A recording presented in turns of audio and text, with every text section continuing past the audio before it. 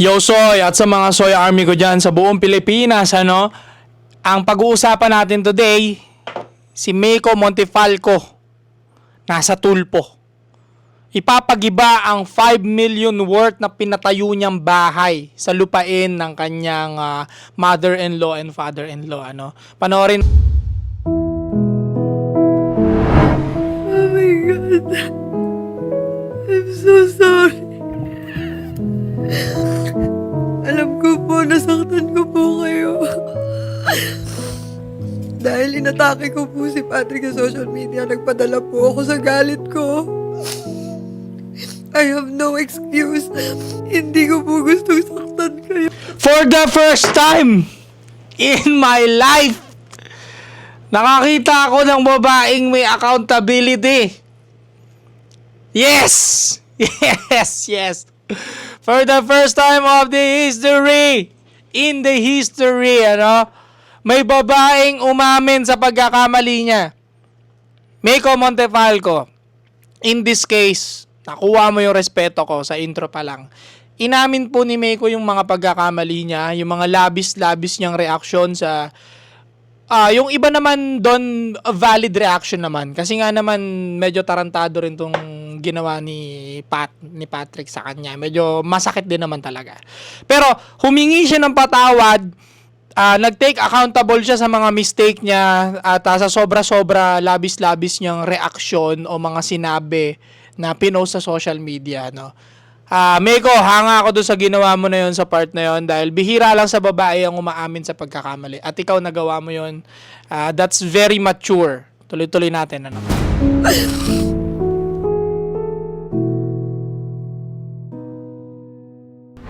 Nasa Boracay ako nagkita kayo ng kabit mo, nasa Taiwan ako nagkita kayo ng kabit mo. Kaya pala uwi-uwi ka lagi ng Bulacan dahil sumasalisi pala kayo ng kabit mo. Kinain mo ba? Natatawa pa rin talaga ako magnakapunod kasi kinain mo yung niya. Medyo sobra naman kasi talaga yung part na yon. Pero yun nga, humingi ng patawad si Meiko sa mga labis-labis niya nasabi at pinost sa social media. Natatawa pa rin talaga pag narinig. Kinain mo yung masyadong bagra, masyadong skwawa, Tuloy natin. Talagaan kita. Puta, kaya bang gawin na ng kabit mo?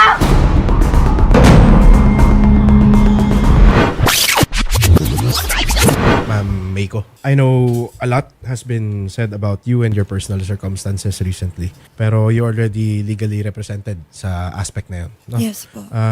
You went here, you lined up. We have come to know na you are here for a certain other legal issue. Ano po yun? Yun po kasi yung sa bahay po na pinagawa ko po. Kaso po kasi nakatayo po siya sa lupa po ng in-laws ko. Okay. Saan yung lupa na to?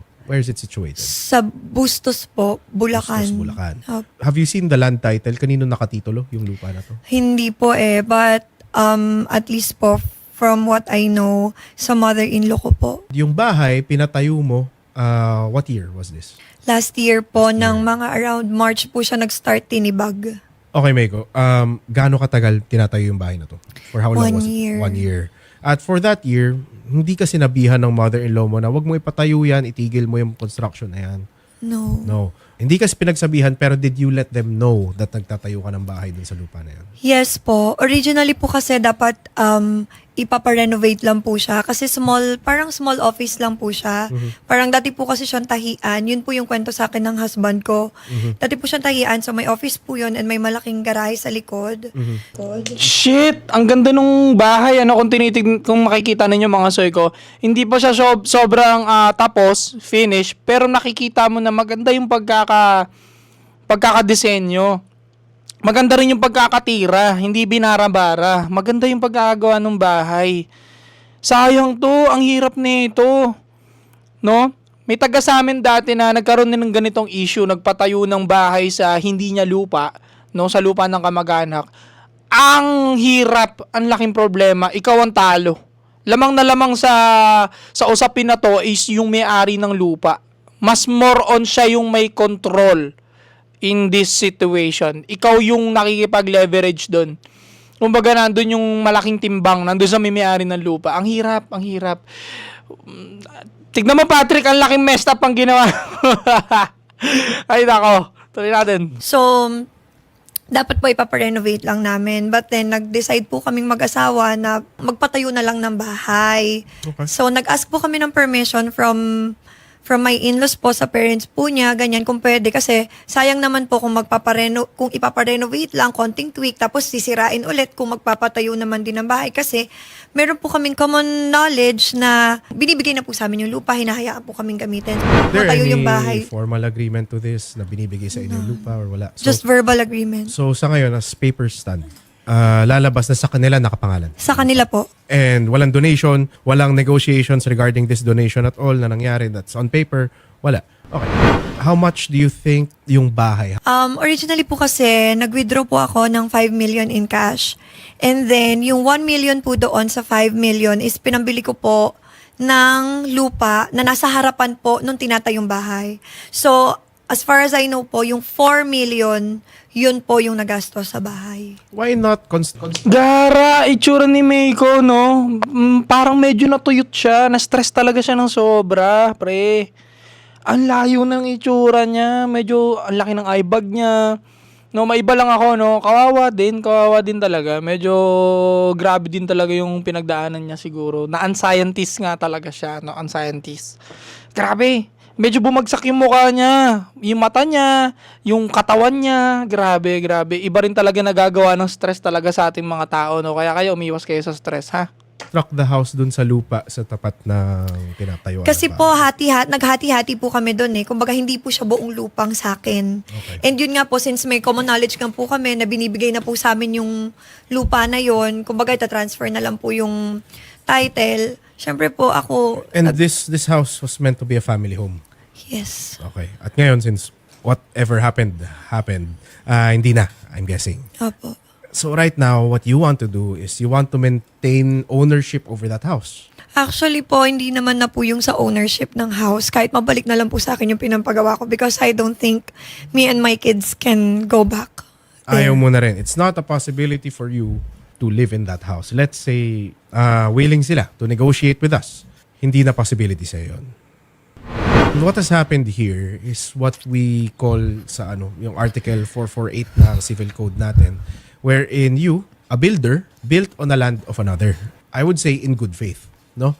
When we say in good faith, nagpaalam ka dito sa owner ng land na magtatayo ako. He did not do it na nagtayo ka ng walang paalam.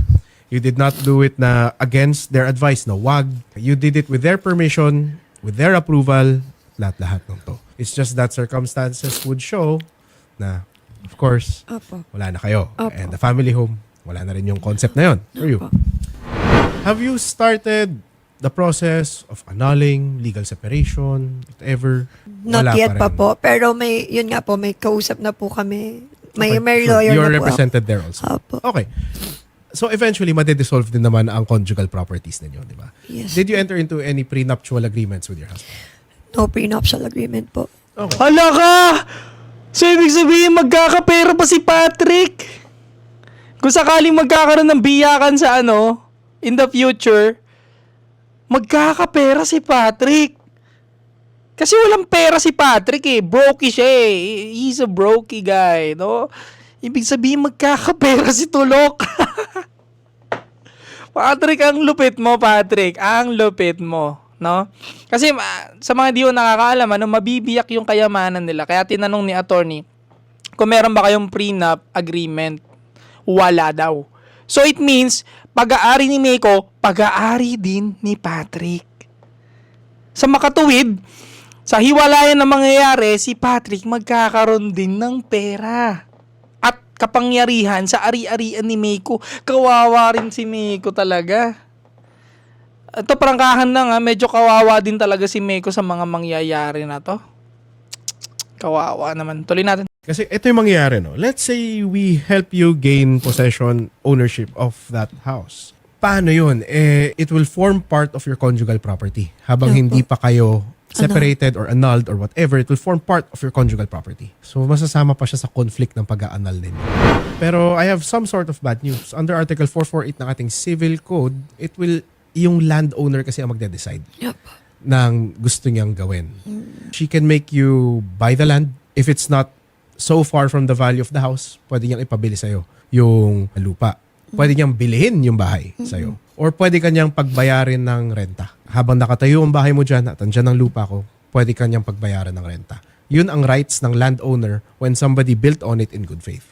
Okay? The complication in your case is that it will be the decision of the landowner. So my next question would be, have you started negotiating with the family? Ano sabi nila? Sorry po. Yun naman kasi ni Tulfo eh. Kasi kung sino man yung DJ dito sa Tulfo na to, nilalagyan niya kasi ng sad background music, nalulungkot tuloy yung tao eh, mati yung mga viewers, pati ako naiiyak na tuloy ako eh. I speak to you here as an honest lawyer lang. Hindi ko ipapangako sa iyo ang lahat nang wala naman sa batas. Okay? They can make you pay rent, you can buy the land, or they can buy the house. Ayaw nila. Ayaw nila yung mga yun, no? At least po, nung day po na yon na kinausap ko po sila. Kasi ang sabi pa po sa akin ng mother-in-law ko, ano na naman gagawin ko? Alam mong ayokong magkahiwalay kayo. So, I have an idea on my mind na baka yun po yung hindi ko po to parang kinukonclude, but I think yun yung house, yung ginagamit nila na pang-ipit sa akin para hindi ako tuluyang makipaghiwalay sa asawa ko. Do they want you to maintain the relationship with your husband? Okay.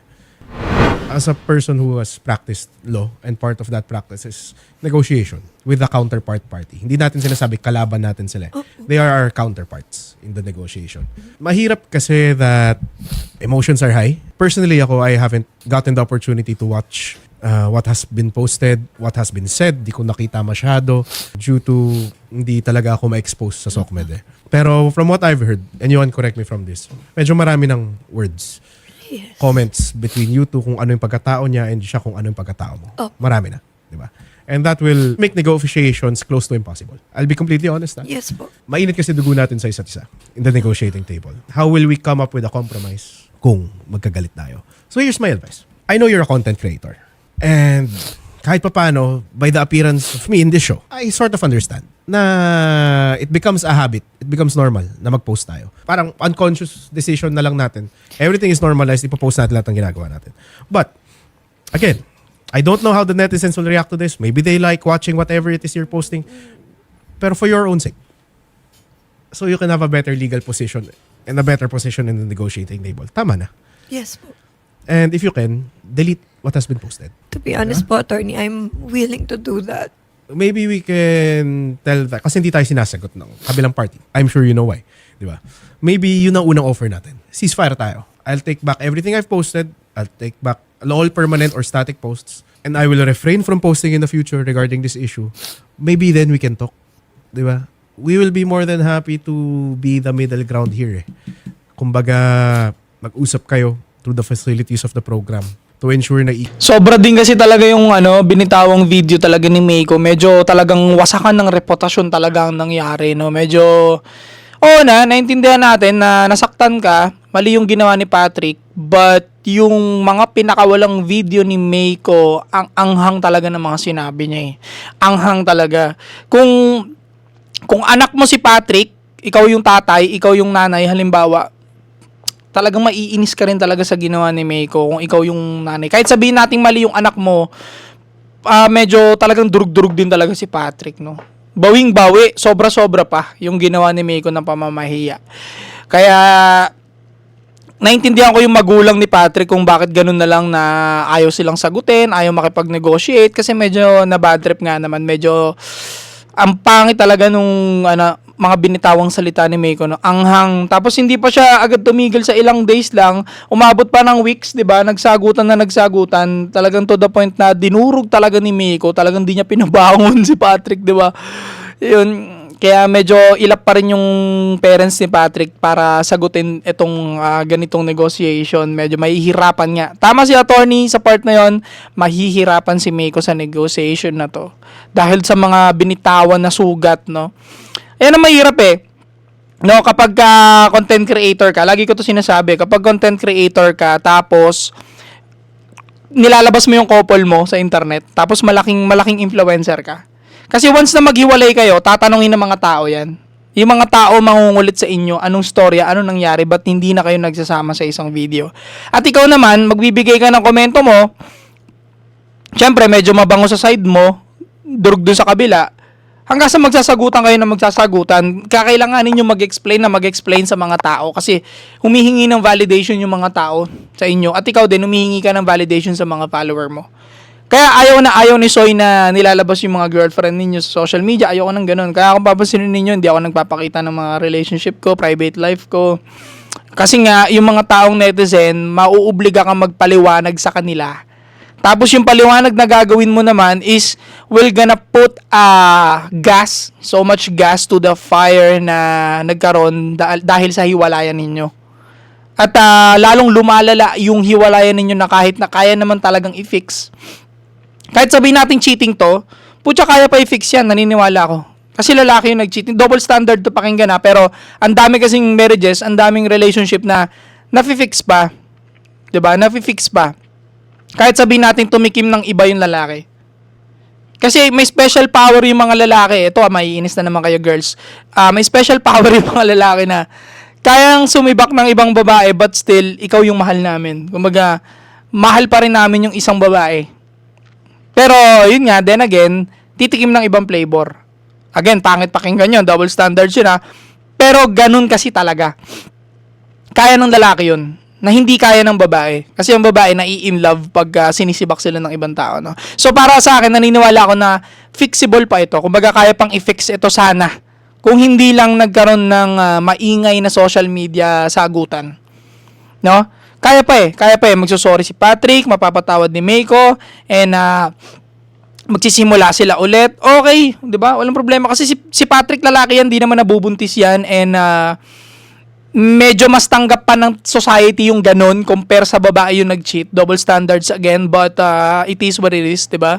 So, yun nga, dahil nga sa nagbatuan na ng mga maanghang na salita, mga nagkahiyaan na, ang pangit, pamilya to pamilya, nag-away-away na rin, lumala.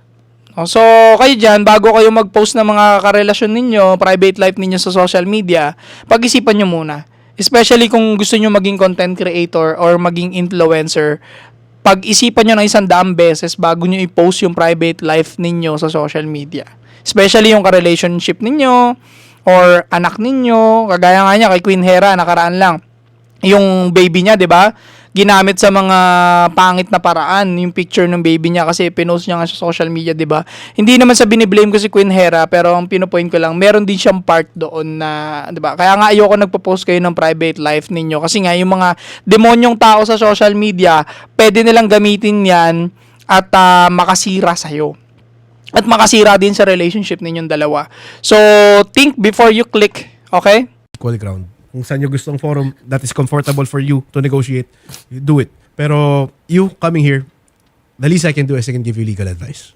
One, yun nga, your rights are found under Article 448 of our chapter on accession sa Civil Code. It will be the landowner's right to decide. And if you cannot decide between you two kung anong dapat yung gawin, you will have to go to court.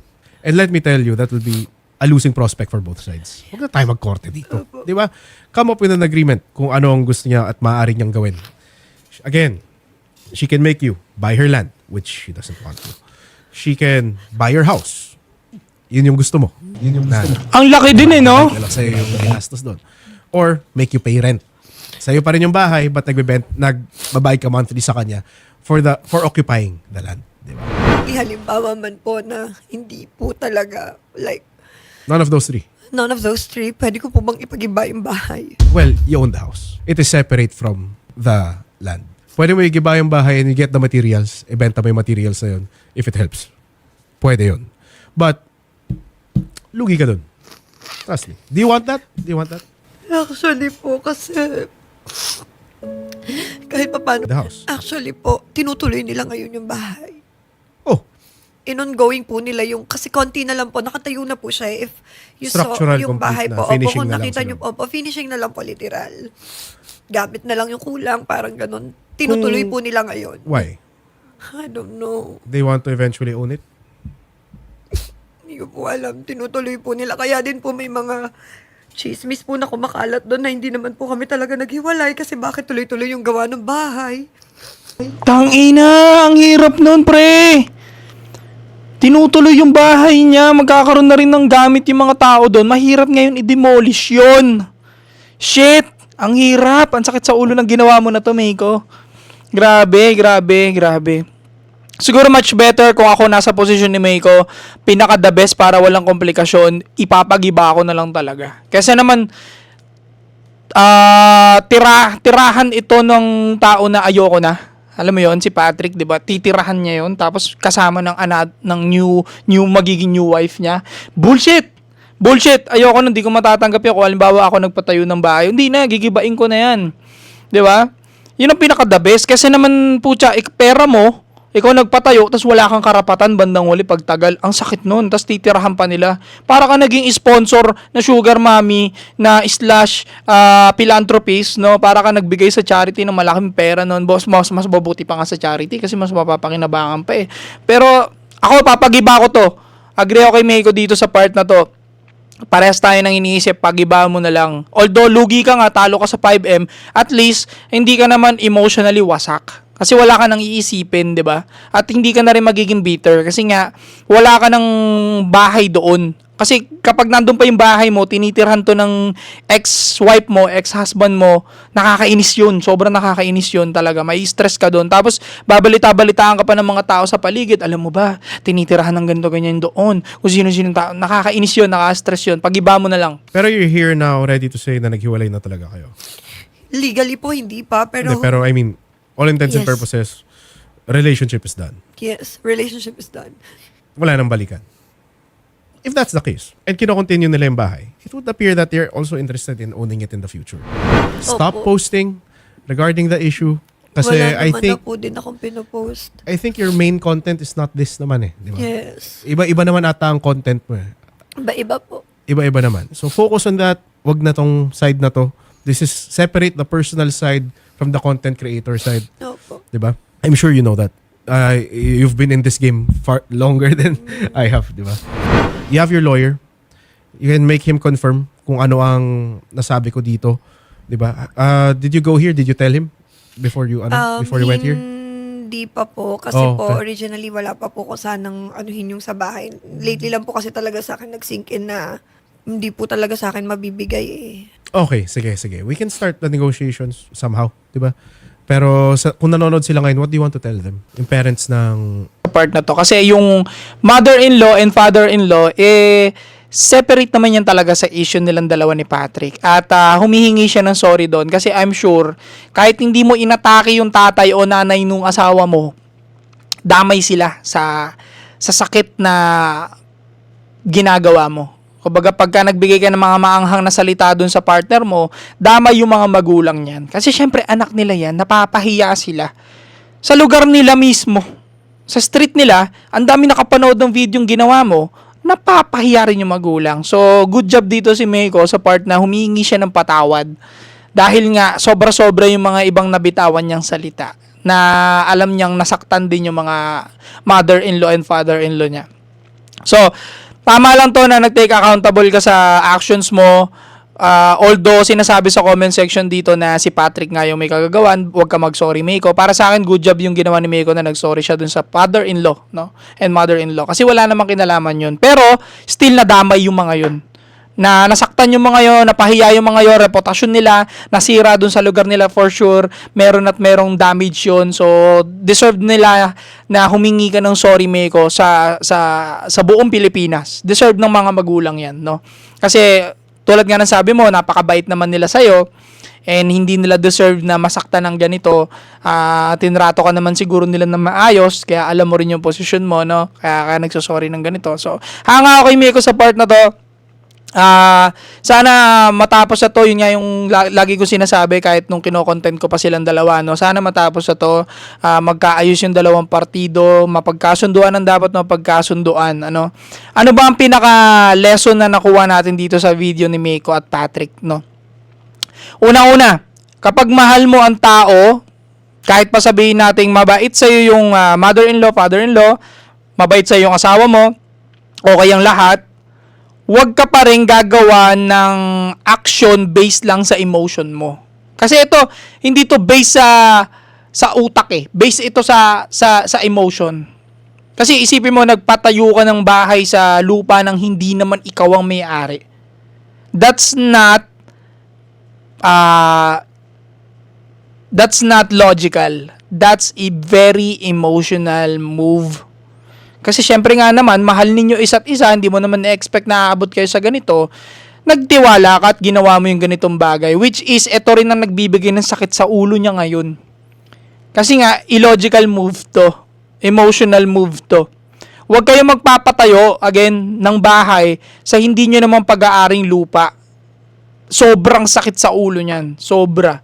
Para ka mamimigay ng pera niyan. Kung hindi man, para ka nagtatapon ng pera niyan sa kawalan. Yung 5 million ni Meiko, maaaring malaki tsansa dito mag-goodbye to.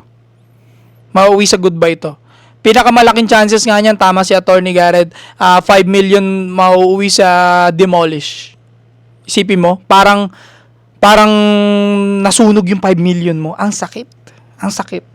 Buti kung mga ano lang yan, mga 10,000, 5,000 lang yan, kahit pa paano, ang dali lang makarecover. Pero 5 million, medyo masakit talaga. No?